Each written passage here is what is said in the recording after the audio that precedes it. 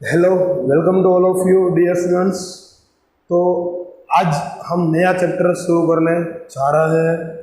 Chapter का जो नाम है वो है सीक्वेंस एंड सीरीज। तो सीक्वेंस एंड सीरीज आपका 9th चैप्टर है 11th में। तो फर्स्ट ऑफ ऑल हम बात करते हैं सीक्वेंस और सीरीज किसको आप बोलते हैं वो सब जान लेते हैं।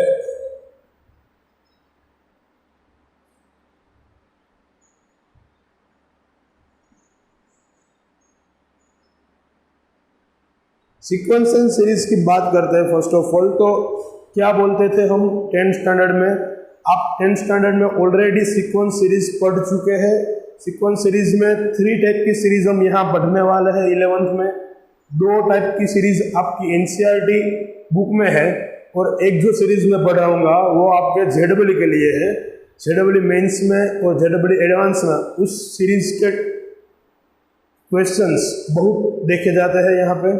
तो हम बात करते हैं फर्स्ट ऑफ ऑल, आप जो 10th में पढ़ के आए थे वो थोड़ा रिकॉल कर ले हम। तो 10th में आप पढ़ते थे, क्या पढ़ते थे 10th में? एपी पढ़ते थे, एरिथमेटिक प्रोग्रेशन। चैप्टर नंबर 5 था आपका एरिथमेटिक प्रोग्रेशन। ओके, तो पहले तो हम ये पता कर लेते हैं सीक्वेंस किसको हम बोलते हैं। तो फर्स्ट ऑफ ऑल मैं बात करता हूँ सीक्वेंस की।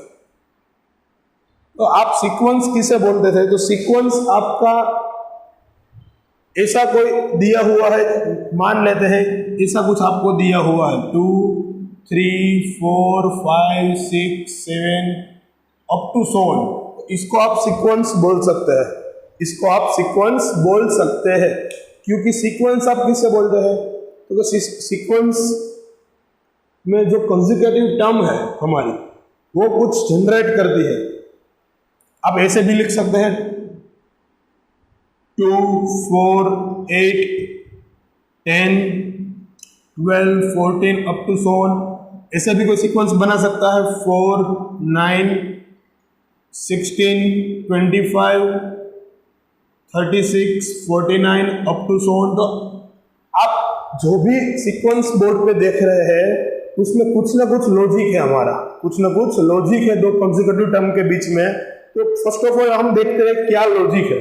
तो फर्स्ट में बात करता हूँ 2 3 4 5 6। इसका मतलब उसके 2 टर्म के बीच डिफरेंस है वो 1 है। क्या है डिफरेंस? डिफरेंस यहाँ पे 1 है और वो नेचुरल नंबर की सीरीज दिख रही है हमें। यहाँ पे 1 नहीं लिखा है, 2 से शुरू होता है ये सीरीज। तो 2 से शुरू होता है और नेचुरल नंबर की सीरीज हमको देखने को यहाँ पे मिलती है 2 3 4 5 6 7 अप टू 7 इंफिनिटी तक जाएगा। सब नेचुरल नंबर है तो नेचुरल नंबर की सीरीज बोल सकते हैं यहाँ पे हम। दूसरी सीक्वेंस क्या है? 2 4 8 10 12 14 16 18 20 अप टू 7 चलेगा। तो ये आपको पता है ये कैसे यहाँ पे नंबर दिए हुए हैं, इवन नंबर है। सब कैसे नंबर है? इवन नंबर है। तो इवन टाइप का सीक्वेंस है, इवन टाइप का सीक्वेंस बोलते हैं हम इसे। यहाँ पे 1 3 5 7 9 11 13 15 अप टू 7 दिया हुआ है तो उसे और सीक्वेंस बोलते हैं हम। नेक्स्ट क्या दिया है 4 9 16 25। ये थोड़ा कंफ्यूजिंग है, तो ये क्या कंफ्यूज करेगा हमको? ये 2 का स्क्वायर है, ये 3 का स्क्वायर है, ये 4 का स्क्वायर है, ये 5 का स्क्वायर है। ऐसे कुछ सीक्वेंस जनरेट होता है यहाँ पे। उसका मतलब ये सीक्वेंस है वो नेचुरल नंबर का स्क्वायर हमने किया है। सीक्वेंस कैसे बनाई है? नेचुरल नंबर का स्क्वायर करके। तो ये जो सब एग्जांपल्स यहाँ मैंने आपको दिए हैं वो सब सीक्वेंस के। तो अब हम बात करते हैं सीक्वेंस के आगे सीरीज किसको बोलते हैं। तो सीरीज आप पहले तो सीक्वेंस और सीरीज किसको बोलते हैं वो पता कर लो, बाद में किस किस टाइप के सीक्वेंस हम पढ़ने वाले हैं वो डिस्कस करेंगे। तो अब सीरीज किसको बोलते हैं? तो सीरीज भी आप पढ़ चुके थे। सीरीज किसको बोलते थे आप? सीरीज आप बोलते थे जो भी सीक्वेंस आपके पास है वो उसके जो टर्म है आपके पास वो टर्म्स का सम आप कर दो। इसका मतलब sum of all terms, sum of all terms. इसका मतलब मैं यहाँ पे फर्स्ट वाला सीक्वेंस यहाँ पे लिखता हूँ तो ऐसा कुछ दिखने को मिलेगा 3 + 4 + 5 + 6 + 7 अप टू सॉन। सेकेंड वाला मैं यहाँ पे लिखूँ तो ऐसा कुछ देखने को मिलेगा हमको, 2 4 + 6 + 8 + 10 + 12 प्लस अप टू सॉन। और थर्ड वाला मैं यहाँ पे लिखता हूँ तो मैं ऐसे कुछ लिखने वाला हूँ, 4 + 9 + 16 + 25 + 36 + 49 अप टू सॉन। तो ये बात हो गई सीरीज की। इसका मतलब हमें पता है सीक्वेंस और सीरीज किसे बोलते थे, आप ये 10th स्टैंडर्ड में पढ़ के आए हैं। ओके, तो अब हम बात करते हैं, जो भी आपने 10th स्टैंडर्ड में पढ़ा हुआ है उसका एक बार रिवीजन भी हो जाए यहाँ पे, और आपको ये पता भी चले कि आप पढ़ के आए हैं। यही सब अब यहाँ पे पढ़ने वाले हैं आज, जो आप 10th स्टैंडर्ड में पढ़ते थे एरिथमेटिक प्रोग्रेशन में, उसका कैरेक्टरिस्टिक क्या है आपको पता है, उसमें सीरीज और सीक्वेंस में आप क्या बोलते थे, इसको आप डिनोट करते थे AN से या TN से, और हर एक टर्म को आप डिनोट करते थे A1 A2 A3 up to so on से। ओके, और सीरीज में आप डिनोट करते थे SN से, sum of all n terms, SN से डिनोट करते थे। वो डिस्कस आज हम करने वाले हैं, आगे थोड़ा कुछ आपको बताएंगे यहाँ पे नया कुछ। ओके, तो फर्स्ट ऑफ ऑल हम बात करते हैं, ये सीक्वेंस सीरीज की बात हो गई। अब सीक्वेंस में कितने टाइप आता है, तो सीक्वेंस में 3 टाइप की सीक्वेंस आपको यहाँ पे पढ़नी है 11th में। फर्स्ट है आपको जो 10th में पढ़ा था, एरिथमेटिक प्रोग्रेशन। क्या है फर्स्ट, यहाँ पे मैं इसको इरेज करके लिखता हूँ सीक्वेंस के टाइप। ओके, तो आप यहाँ पे क्या क्या पढ़ने वाले हैं ये आपको पता होना चाहिए पहले तो फर्स्ट टाइप है types of a sequence. Type of a sequence first type आपके पास है एपी। एपी का मतलब क्या है, एरिथमेटिक प्रोग्रेशन। ओके, हम उसको एपी ही बोलेंगे एवरी टाइम। एरिथमेटिक प्रोग्रेशन ऐसा लंबा एब्रीवेशन नहीं करेंगे, उसका एब्रीवेशन मैंने शॉर्ट में कर दिया है एपी, एरिथमेटिक प्रोग्रेशन। ओके, आपको यहाँ पे लिखना हो तो लिख लेना, यहाँ पे एरिथमेटिक प्रोग्रेशन है ये। सेकेंड वाला क्या है हमारे पास, जीपी। जीपी का मतलब क्या है यहाँ पे, तो जीपी का मतलब है ज्योमेट्रिक प्रोग्रेशन। क्या बोलते हैं हम, ज्योमेट्रिक प्रोग्रेशन। ओके, आपको इस सब के स्पेलिंग्स है वो आपकी टेक्स्ट बुक में मिल जाएंगे। यहाँ पे मैं लिखता नहीं हूँ, बोर्ड में वही लिखूंगा जो आपके लिए यूजफुल है। ओके, इसका फुल फॉर्म आपके लिए यूजफुल यहाँ पे नहीं, आपको पता होना चाहिए ये ज्योमेट्रिक प्रोग्रेशन है, उसके सिवा इसका स्पेलिंग में मायने रखता नहीं यहाँ पे। ओके, और लास्ट वाला आप पढ़ेंगे एचपी। एचपी का मतलब है यहाँ पे हार्मोनिक प्रोग्रेशन। हार्मोनिक प्रोग्रेशन बराबर, यहाँ पे आपको पता है ज्योमेट्रिक प्रोग्रेशन, और ये तो आपको पढ़ के आए हैं। क्या है इसका मतलब, एरिथमेटिक। एरिथमेटिक प्रोग्रेशन ये आप पढ़ के आए हैं। ओके, तो ये 3 की बात हम आज करने वाले हैं। ये तो जो टाइप है एपी और जीपी वो आपकी एनसीईआरटी बुक में है, एनसीईआरटी बुक में है। और ये जो है टाइप वो आपके जेडब्ल्यू वाले पोर्शन में काफी देखने को मिलती है। तो हम डिस्कस करते हैं फर्स्ट ऑफ ऑल एपी से। तो एपी आपको पता है, एपी क्या बोलते थे आप, तो एपी की डेफिनेशन ऐसी कुछ थी कि कुछ ऐसी सीक्वेंस आप ले लो, उसके कॉन्जिक्यूटिव टर्म के बीच में डिफरेंस है वो इक्वल होना चाहिए। अब क्या बोलते थे एपी को, उसकी कॉन्जिक्यूटिव टर्म हो जो A1 A2 है, A2 A3 है, A3 A4 है, उसके बीच का डिफरेंस है, उसको आप बोलते थे common difference. Common difference equal होना चाहिए, ऐसा आप बोलते थे एपी में। तो फर्स्ट ऑफ ऑल मैं बात करता हूं एपी की। ऐसे ही हम 3 किसमें पढ़ने वाले हैं, सीक्वेंस में थे, ऐसे ही सीरीज में पढ़ने वाले हैं, एपी, जीपी और एचपी। सीरीज में आगे भी डिस्कस करेंगे। तो अब बात करता हूं मैं एपी की। तो फर्स्ट टाइप है एपी, उसका डेफिनेशन आपको पता है।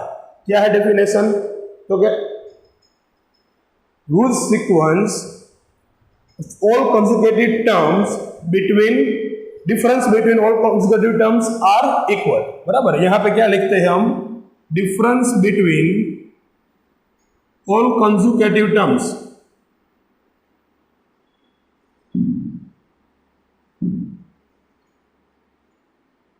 are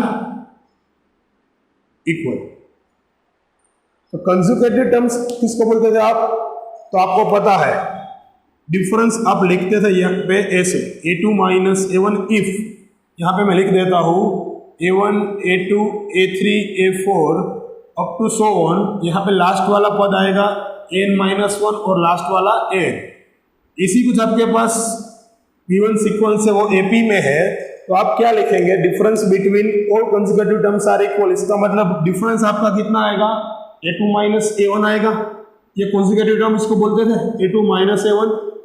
वैसा ही क्या आएगा a3 माइनस a2, तो इसके बराबर भी लिख सकते हैं a3 माइनस a2। वैसे ही हम बोलते हैं a4 माइनस a3, तो ऐसे लास्ट में बोलेंगे क्या an माइनस, यहाँ पे बोलेंगे an माइनस 1। खास आपको इसे ध्यान रखना है, ये आपका जनरल फॉर्म है। डिफरेंस फाइंड करने का जनरल फॉर्म क्या है, an माइनस 1 वाला जो टर्म है उसका आप डिफरेंस लेंगे तो आपको d पता चल जाएगा। यहाँ पे क्या पता चलेगा, d। ओके, अब सेकेंड बात करते हैं आगे AP में। तो AP में आपको पास आगे भी आप पढ़ चुके हैं कि AP में जो आप n टर्म्स फाइंड करना चाहते हैं, टू फाइंड n टर्म्स,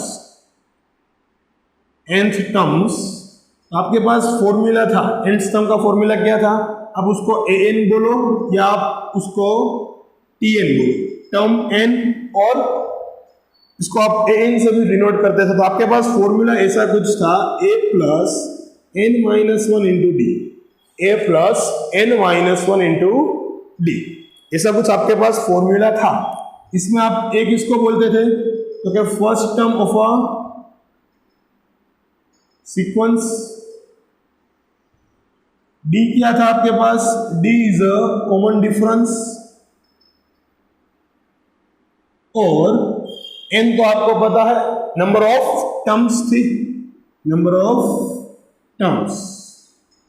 तो आगे हम इसको 10th स्टैंडर्ड में भी लिखते थे, यहाँ पे n इज इक्वल टू 1 लेके आप क्या लिख सकते हैं, तो a1, यहाँ पे a1 मिलेगा, यहाँ पे a तो एज इट इज रहेगा, 1 माइनस 1 0, 0 इंटू डी, तो ऐसे ही a ही रखेगा। यहाँ पे a2 क्या आएगा, n इक्वल टू 2 लेंगे तो यहाँ पे a तो एज इट इज रहेगा, 2 माइनस 1 तो 1 हो गया और a प्लस डी आ गया। इसका मतलब क्या है, यहाँ पे जो n की वैल्यू है उसके आगे की वैल्यू, उसके आगे की मतलब 2 की आगे 1, तो उसके साथ d हम मल्टीप्लाई करते थे, तो a3 हम लेते हैं तो यहाँ पे क्या लिखते थे a प्लस 2d। ऐसे ही मैं बोलता हूँ a10, सपोज मान लीजिए मैं क्या बोलता हूँ a10, तो हम इसे डायरेक्टली क्या लिख सकते हैं, a प्लस 9d लिख सकते हैं डायरेक्टली। ओके, ये आप सबको पता है, a10 को हम क्या लिख सकते हैं, a प्लस 9d।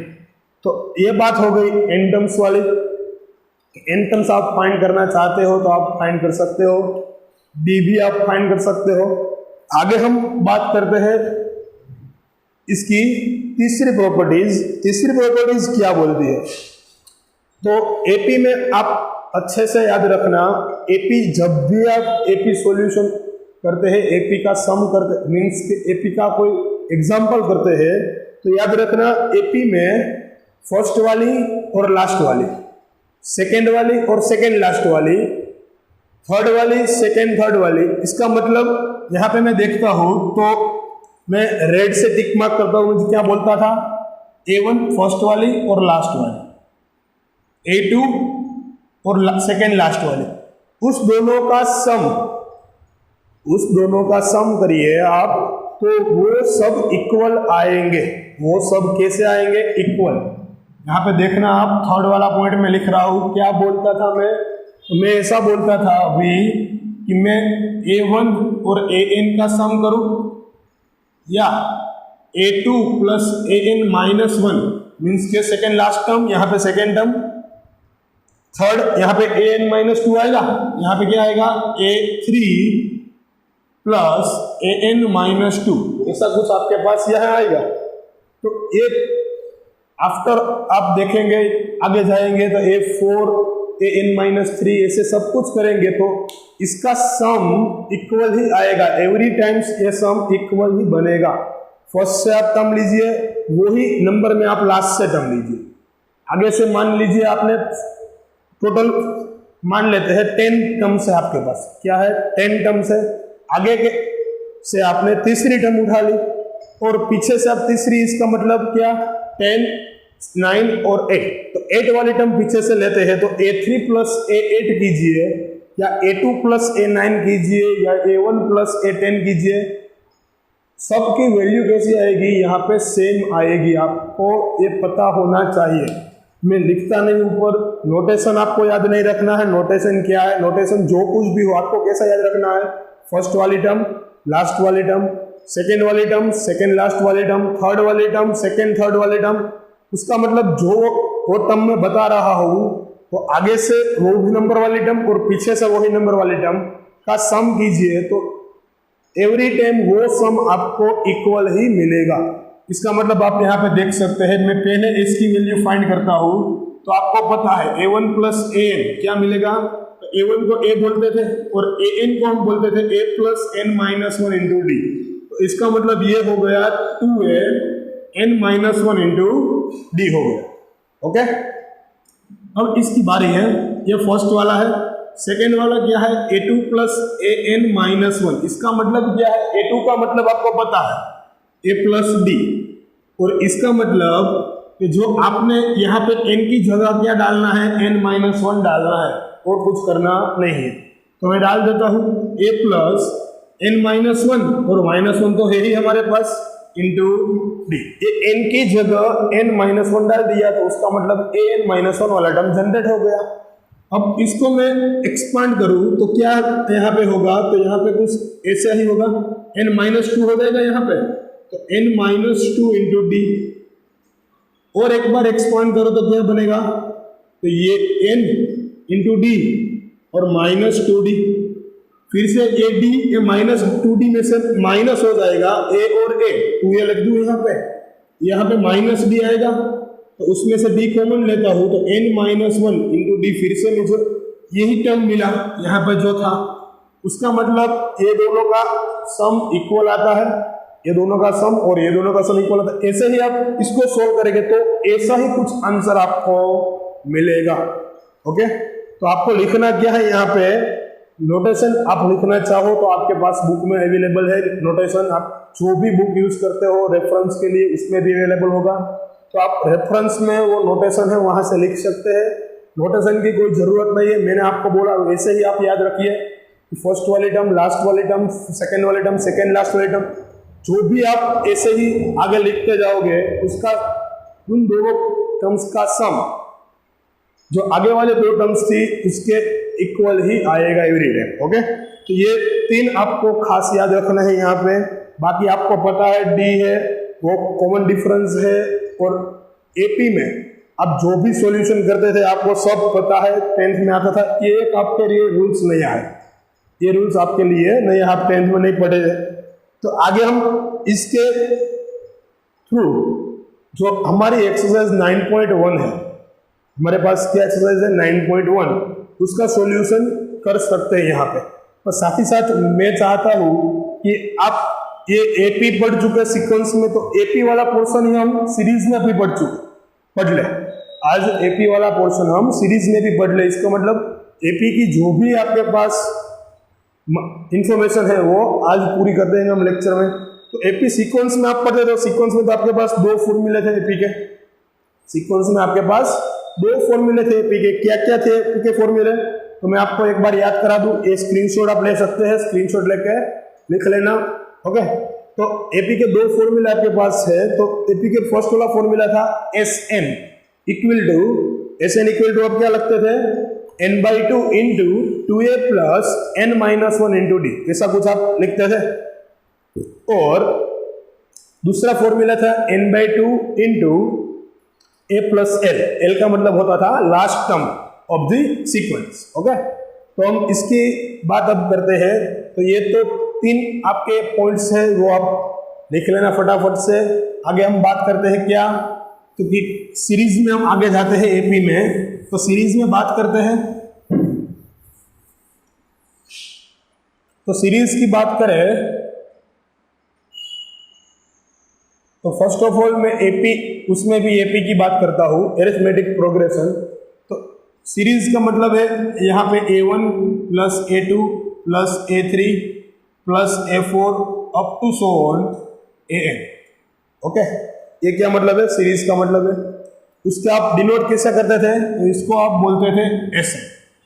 अब आपके पास फॉर्मूला किस तरह जनरेट होता है वो आपको पता होना चाहिए। उसमें तो आगे वाले में क्या था, ऐसा कुछ था, एपी के सीक्वेंस आप लिखते थे तो A is equal to A था A1, A2 is equal to A plus D था, तो वो आपको जनरेट करने आता था, क्योंकि इस दोनों का डिफरेंस D था, इस दोनों का डिफरेंस भी D था, तो यहाँ पे ऐसा ही लिखेंगे हम A2 प्लस D। तो आपको ये जनरेट करने का तरीका पता था। और इसका फॉर्मूला आप कैसे जनरेट करते हैं आपको शायद नहीं पता होगा, पर मैं यहाँ पे बता देता हूँ किस तरह हम इसको जनरेट करते हैं फॉर्मूले को। तो मैं आपको बता देता हूँ किस तरह आप जनरेट करते हैं। फर्स्ट ऑफ ऑल ऐसे जो आपके पास टर्म है ऐसे, उसको मैं ऐसे ही लिखने देता हूँ। मैं बात करता हूँ यहाँ पे Sn जो हमारे पास है A1 A2 plus A3 plus up to so on last 2 term में लिखता हूँ। यहाँ पे आपको दिक्कत ना है इसलिए मैं लास्ट 2 टर्म लिखता हूँ। और ऐसे ही मैं ऐसे इधर से लिखूं या इधर से लिखूं, सम करूं तो एक ही आंसर मिलने वाला है, मुझे पता है मैं आगे से लिखूं या पीछे से लिखूं, क्योंकि सम में तो कम्यूटेटिव लॉ आपका प्रूव करता है, कम्यूटेटिव लॉ आपका यहाँ पे प्रूव होता है। तो इसका मतलब मैं यहाँ से लिखना चाहता हूँ an plus an minus 1 plus up to so on, तो लास्ट 2 टर्म्स मेरे पास ऐसे कुछ आएगी A2 प्लस A1। ओके, ये आप सबको पता चल गया मैंने यहाँ पे क्या लिखा है। तो अब आगे बात करते हैं। आगे क्या बात करते हैं, तो आगे यहाँ पे आपके पास क्या बनेगा, तो इन दोनों इक्वेशन का मैं सम कर दूं, इन दोनों इक्वेशन का सम कर दूं। इस तरफ आपके पास लेफ्ट हैंड साइड में 2Sn बनेगा, 1 और 1, तो क्या बनेगा 2Sn आपके पास बनेगा। यहाँ पे क्या बनेगा A1 प्लस AN बनेगा, यहाँ पे A2 प्लस AN माइनस 1 बनेगा। ऐसे ही यहाँ पे क्या बनने वाला था A3 प्लस AN माइनस 2, यहाँ पे आप देख सकते हैं N है N माइनस 1, यहाँ पे क्या बनेगा N माइनस 2। और आगे जाते हैं हम तो लास्ट 2 टर्म्स लिखते हैं, फिर से ये दोनों बन गए यहाँ पे AN माइनस 1 प्लस A2, और लास्ट में आपके पास बनेगा AN प्लस A1। ऐसा कुछ आपको देखने को मिलेगा। कितनी टाइम्स ये टर्म्स रिपीट होंगे तो आपको पता है, यहाँ से यहाँ जाते हैं तो हमारे पास कितनी टर्म्स है, n टर्म्स है। यहाँ पे लिखते हैं हम n टर्म्स हमारे पास है दोनों में।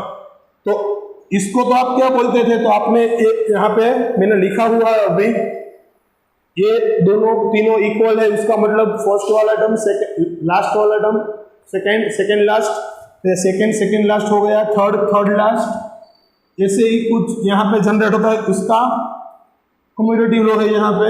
ओके, तो ये सब को मैं एक जैसे ही लिख दे रहा, A1 प्लस AN की तरह मैं लिख देता हूँ इस सब को। इसको आगे जो भी टर्म जनरेट हो इसको हम ऐसे ही लिख सकते हैं। तो यहाँ पे 2Sn एज इट इज, यहाँ पे A1 प्लस AN, ऐसे ही यहाँ पे A1 प्लस AN कितनी बार आएंगे हमारे पास, तो कि हमारे पास ये ऐसे कुछ बनेगा कितनी टाइम, n टाइम्स बनेगा। कितनी टाइम बनेगा, n टाइम्स बनेगा। ओके, n टाइम्स हम ऐसे लिखते थे summation of i equal to 1 to n into कोई भी हो, यहाँ पे A1 प्लस AN है, उसको मैं n टाइम्स लिखना चाहूँ तो यहाँ पे हम क्या लिखते हैं, तो उसको n से मल्टीपल कर देते हैं, उसको n से मल्टीपल कर देते। तो इसको मैं ऐसे ही लिख सकता हूँ, तो यहाँ पे मैं लिखता हूँ 2Sn equal to n times A1 plus AN। अब मैं यहाँ का सॉल्यूशन उधर देता हूँ, तो अब यहाँ पे मैं रफ करके सॉल्यूशन लिखता हूँ, आप देखना अच्छे से।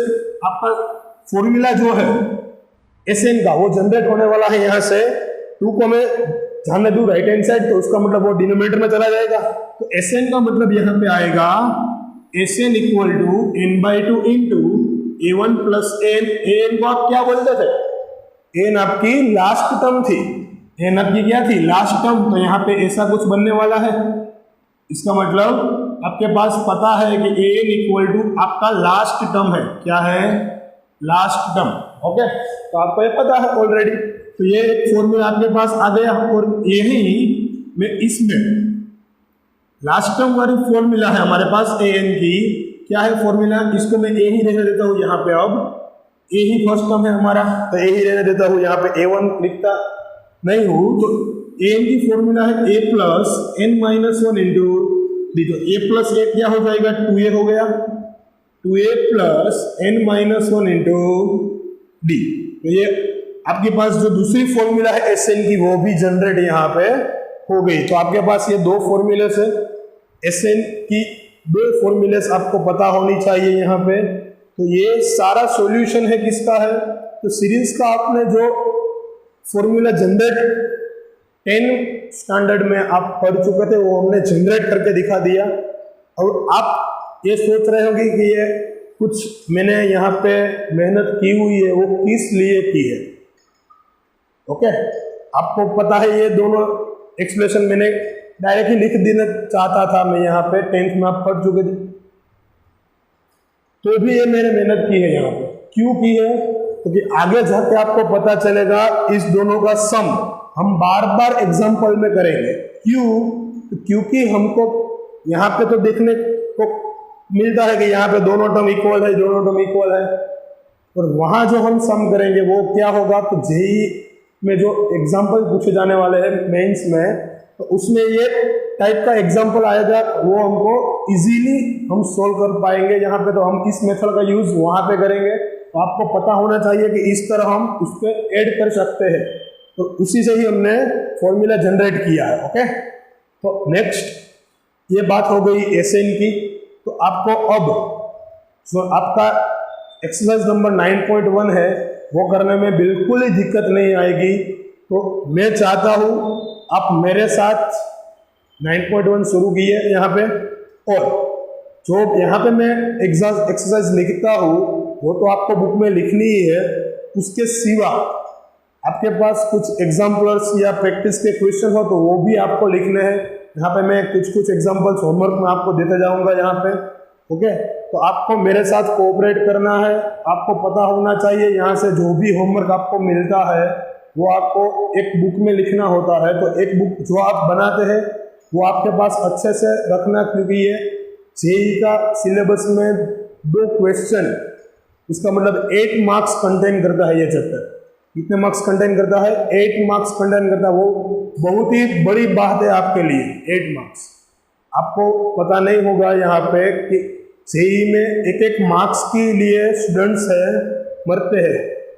ओके, तो यहाँ पे 8 मार्क्स ही आपको देने वाला है चैप्टर। तो आप अच्छे से ये बुक बना के रखिए आपके पास।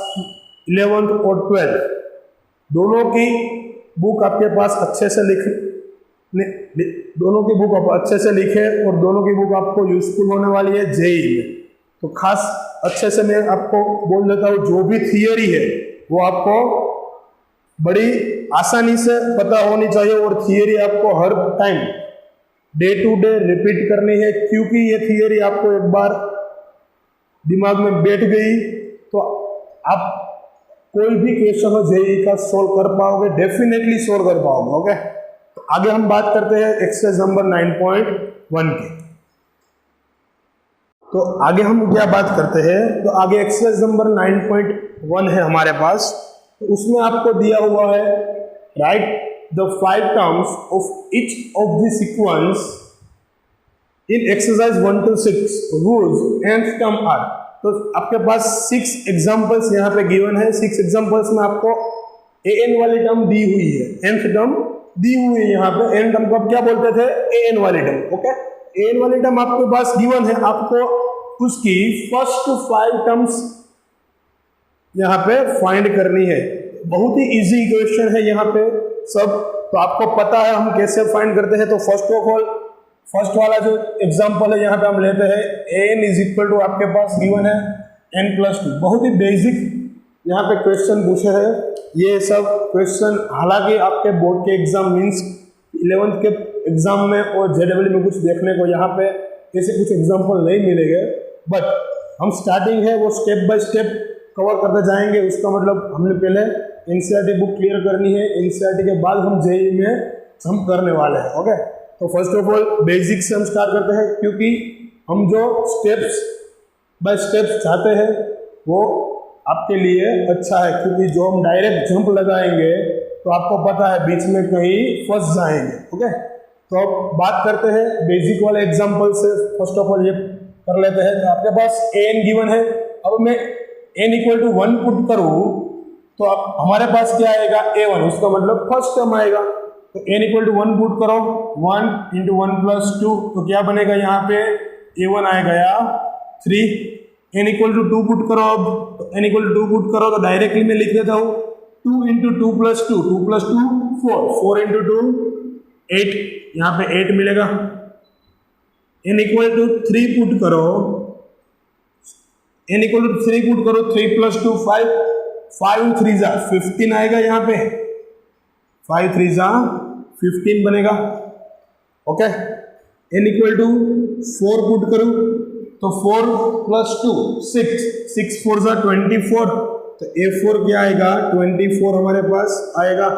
और n इक्वल टू 5 लेके मैं पुट करूँ, a5 फाइंड करूँ यहाँ पे, तो a5 क्या मिलेगा 5+2 7, 7 इंटू 5 35। ओके, तो यहाँ पे हमारे पास सीक्वेंस जो मिली है तो सीक्वेंस क्या है 3 8 15 24 35 अप टू 100, यानी कि हमारे पास यहाँ पे 5 टर्म्स आ गए। तो नेक्स्ट हम बात करते हैं सेकेंड वाला जो है आपके पास। तो सेकेंड वाला क्या दिया हुआ है, तो सेकेंड वाला आपके पास दिया हुआ है यहाँ पे n equal to n/n+1, n/n+1 ऐसा कुछ दिया हुआ है। तो इसका मतलब क्या है, इसका मतलब same to same 5 terms find करनी है, n की वैल्यू पुट करनी है। फर्स्ट ऑफ ऑल पुट करते हैं n equal to 1, n equal to 1 put करो, a1 मिलेगा 1/1+1 तो 1/2। डायरेक्टली मैं यहाँ पे लिखता हूँ, आपको स्टेप लिखना हो तो आप लिख सकते हैं, बाकी मेरे जैसे ही लिखो तो भी चलेगा, यहाँ पे कोई ज़रूरत नहीं है स्टेप लिखने की। n इक्वल टू 2 पुट करो, 2/2+1 तो क्या मिलेगा, तो 2/2+1 इसका मतलब 3, 2/3 आएगा। n इक्वल टू 3 पुट करूँ, पुट n इक्वल टू 3 तो 3/3+1 इसका मतलब a3 हमारे पास आ गया 3/4। तो आपको पता है 1 उसके बाद 2 2 उसके बाद 3 3 उसके बाद 4, तो यहाँ पे डायरेक्टली आप लिखो तो भी चलेगा। n इक्वल टू 4 लेके a4 क्या आएगा 4/5, अब देख सकते हैं 4 4+1 5, और n इक्वल टू 5 पुट करिए तो आपके पास आंसर आएगा a5 इक्वल टू 5/6, ऐसा कुछ आपके पास आएगा यहाँ पे। अब ऐसे ही हम बात करते हैं थर्ड वाले की। तो थर्ड वाला यहाँ पे क्या दिया हुआ है आपके पास, तो थर्ड वाला यहाँ पे है 2n, n is equal to 2n। तो 2n का मतलब क्या है, तो आपके पास पावर में n है, n की जगह हमने वैल्यू पुट करने की इजाजत है, बाकी कोई चेंज नहीं करना है हमें। इजाजत क्या हमारे पास, n की वैल्यू हम लिख सकते हैं, कोई भी लिखना चाहे। यहाँ पे हमको 5 टर्म्स फाइंड करनी है तो 5 ही तक जाएंगे हम, 1 to 5 तक। n की वैल्यू लिखते हैं फटाफट से, चलो बोलते जाओ। n इक्वल टू 1 तो a1 क्या मिलेगा 2/1 2 आएगा। n इक्वल टू 2 पुट करो, n इक्वल टू 2 पुट करो तो क्या मिलेगा a2 मिलेगा 2/2, कितना आएगा 2/2 4 आएगा। n इक्वल टू 3 पुट करो तो क्या आएगा a3 मिलेगा 2/3, इसका मतलब 8 आएगा।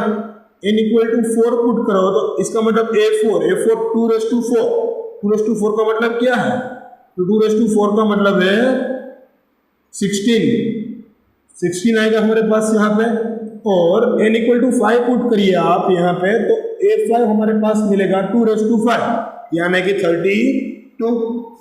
तो ऐसे कुछ हमारे पास आंसर्स आएंगे। ओके, यहाँ पे एक बात याद रखना फ्रेंड्स, यहाँ पे मैं लिखने का टाइम आपको दे नहीं पाऊंगा, इसलिए आप स्क्रीन जहाँ पे भी खत्म हो और साइड में मैं चला जाऊँ डायरेक्टली स्क्रीनशॉट ले लेना, क्योंकि आगे हम आपको जो बोर्ड था आगे मैथ्स में जो कापड़िया सर थे वो आपको बोर्ड का एक स्क्रीनशॉट यानी कि फोटोज भेजते थे।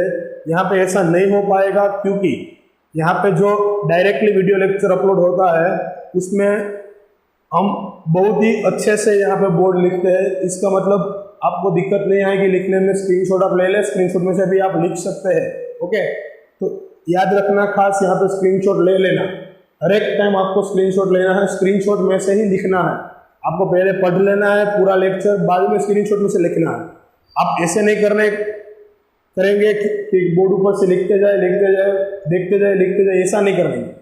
आप क्या करेंगे, पहले पूरा लेक्चर देख लीजिए, बाद में जो स्क्रीनशॉट लिए है उसमें से लिखें, क्योंकि आपको पता चलेगा कि आप किस तरह अच्छे से लिख सकते हैं, याद करके लिखें। उसमें से कहीं आप ऐसे करिए कि देखे बिना ही एग्जाम्पल देखें और डायरेक्ट सॉल्यूशन आप अपनी तरह से पता करें। ओके, तो नेक्स्ट हम बात करते हैं फोर्थ वाला है, उसमें कुछ नया नहीं है। यहाँ पे 1 2 3 4 फाइन करके आपको कैलकुलेट करना है, इसे कैलकुलेशन करके आपको पास पांचों वैल्यू यहाँ पे आ जाएगी। तो लास्ट 2 में करा देता हूँ, यहाँ पे फोर्थ वाला आपके पास क्या रहेगा, HW में रहेगा। ओके, फोर्थ वाला एग्जाम्पल आपके पास HW में रहेगा। फिफ्थ और सिक्स की बात करते हैं आगे। यहाँ पे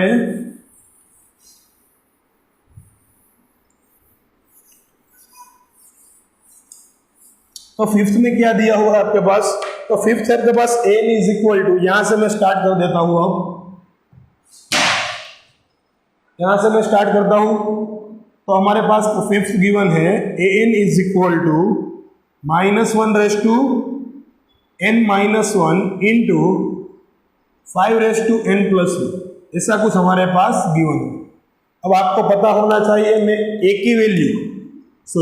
की वैल्यू 1 पुट करूं यहाँ पे, तो क्या मिलेगा, a1 मिलेगा मेरे को, -1 raise to 1 -1 into 5 raise to 1 + 1, ऐसा कुछ आपको यहाँ पे मिलेगा। -1 की 0 पावर आएगी यहाँ पे, -1 की 0 पावर इंटू 5 रेस टू 1 + 1, उसका मतलब 2। अब आप ये मुझको बता दे यहाँ पे -1 की 0 पावर तो हम कैसे लिख पाएंगे यहाँ पे, तो -1 की 0 पावर क्या होगी, तो कोई भी की 0 पावर है उसको हम बोलते थे 1, तो इसको हम लिखते हैं 1 इंटू 25। यहाँ पे याद रखना ये पॉइंट नहीं है, ये मल्टीप्लीकेशन की साइन आपके पास डॉट जो करते थे आप, उसका मतलब 1 इंटू 25, तो 25 आंसर आएगा a1 का। a1 क्या मिलेगा हमको, 25। ऐसे ही आपको सोल्यूशन एवरी टाइम करना है, यानी कि मैं यहाँ पे ऐसा सोल्यूशन नहीं देने वाला हूँ आपको every time. n equal to 2 put करें, यहाँ पे 2 - 1 कितना आएगा, 1, तो इसका मतलब a2 -1 की पावर 1 इंटू 5 रेस टू 2 + 1, तो कितना आएगा, 5 raise to 3। Okay, 5 raise to 3, इसका मतलब यहाँ पे -1 एज इट इज रहेगा, और इसका मतलब यहाँ पे है 125, तो a2 आपके पास आएगा, कितना आएगा, -125। n इक्वल टू 3 पुट करें, तो 3 पुट करके आपके पास मिलेगा a3, यहाँ पे 3 पुट कीजिए, 3 - 1 2 आएगा, -1 की power 2 into 5 raise to 3 + 1, 5 raise to कितना हो जाएगा, यहाँ पे 4 आएगा। अब क्या करने वाले हैं हम, आपको पता है 5 रेस टू 4 कितना होता है 625, क्या होता है 625। तो आप यहाँ पे ऐसे लिख लीजिए, -1 की पावर 2 1 हो गई क्योंकि इवन पावर है, यहाँ पे डायरेक्टली आंसर आप लिख सकते हैं a3 का 625। ओके, अब आपको यहाँ पे भी मैं HW में दे देता हूँ, इस तरह ही आपको n4 और n5 की वैल्यू लिखनी है, n4 और n5 की वैल्यू आपको लिखनी है, बहुत ही ईजी है यहाँ पे। ओके, तो आपको दिक्कत नहीं आएगी आई होप। और जो लास्ट वाला एग्जाम्पल है 6th वाला, उसे हम डिराइव कर देते हैं यहाँ पे। तो 6th वाला एग्जाम्पल आपके पास क्या दिया हुआ है, तो पहले तो आपके पास n दिया हुआ है, n into n² + 5 / 4, n square plus 5 divide by 4। अब हम क्या करते हैं, जो भी हम पहले से करते आए हैं, n इक्वल टू 1 पुट करो तो a1 हमको मिलेगा। यहाँ पे 1 into 1 square plus 5 divide by 4, 1 square तो 1 ही होगा, 1 प्लस 5 6, 6/4, उसका मतलब 3/2। तो 1 के साथ 3/2 मल्टीप्लाई हो गए तो यहाँ पे बचेंगे 3/। कैलकुलेशन आपको अच्छे से समझ आनी चाहिए। अब 11th स्टैंडर्ड में है, वो भी साइंस में, ओके। तो कैलकुलेशन आपका दाया हाथ का खेल होना चाहिए, क्योंकि कैलकुलेशन में आप मास्टर हो गए तो भी आगे बढ़ पाएंगे, क्योंकि कैलकुलेशन बहुत इंपॉर्टेंट पार्ट है मैथ्स का। मैथ्स और फिजिक्स दोनों में कैलकुलेशन इंपॉर्टेंट है। कैलकुलेशन आपकी बढ़िया होनी चाहिए यहाँ पे, फटाफट से आप कैलकुलेशन कर पाओ, ओके। n इक्वल टू 2 लेते हैं हम, तो a2 क्या आएगा, तो 2 इंटू 2 प्लस 5 डिवाइड बाय 4 आएगा। तो यहाँ पे बनेगा क्या, तो 2 उसका मतलब 4 प्लस 5 9 आएगा डिवाइड बाय 4। यहाँ पे आपको पता होना चाहिए ये 4 कैंसिल नहीं करने हैं हमको, तो यहाँ पे बचेगा हमारे पास 2, ऊपर बनेगा 9 डिवाइड बाय 4। 2 और 4 को कैंसिल कर दो तो 9/2 बन गए हमारे पास। तो a2 कितना है, 9/2। ऐसे ही a3 फाइंड करते हैं। यहाँ पे a3 फाइंड करते हो क्या आएगा, यहाँ पे 3 आएगा, यहाँ पे मुक्त 3 का स्क्वायर 9 प्लस 5 14 डिवाइड बाय 4 कितना आएगा, 7/2। तो 7/2 को 3 से मल्टीप्लाई कीजिए आप, 21/2 आपके पास गिवन आंसर आएगा। तो यहाँ पे a3 क्या आएगा, 21/2। ओके, डायरेक्टली मैंने लिख दिया है, आपको हर एक स्टेप अच्छे से लिखना है इस तरफ, ओके। और बाकी का जो सम है वो आपको होमवर्क में करना है, A4 और A5, ओके। तो इसका भी आप स्क्रीनशॉट ले ले, आपको पता चले कि आपको कितने होमवर्क में क्वेश्चन मिले हैं आज। 3 क्वेश्चन हमको होमवर्क में दिए हुए यहाँ पे, और अच्छे से आप याद रखना, थियरी आपको 2 टाइम लिखनी है, और एग्जाम्पल जो चलते हैं वो 1 टाइम होमवर्क में लिखना है, 1 टाइम्स, ओके।